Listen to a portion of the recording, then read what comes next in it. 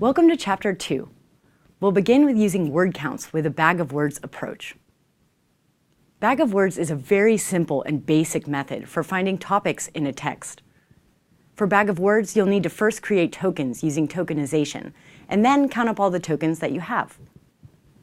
The theory is that the more frequent a word or token is, the more central or important it might be to the text.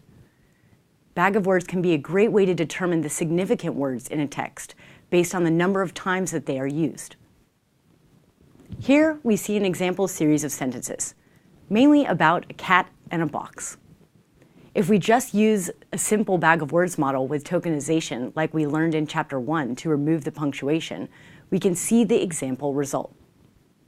Box, cat, uppercase T, the, and lowercase t, the, are some of the most important words because they are the most frequent.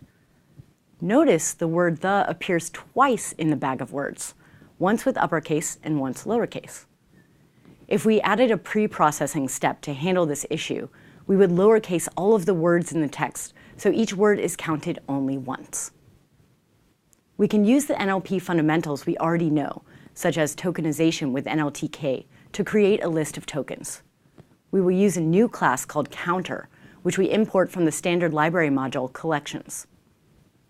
The list of tokens generated using word tokenize can be passed as the initialization argument for the counter class.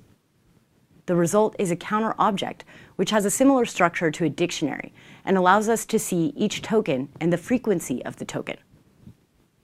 Counter objects also have a method called most common, which takes an integer argument, such as 2, and returns the top 2 tokens in terms of frequency. The return object is a series of tuples inside a list.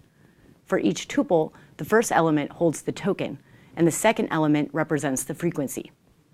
Note, other than ordering by token frequency, the most common method does not sort the tokens it returns or tell us that there are more tokens with the same frequency. Now you know a bit about bag of words, and you can get started building your own using Python.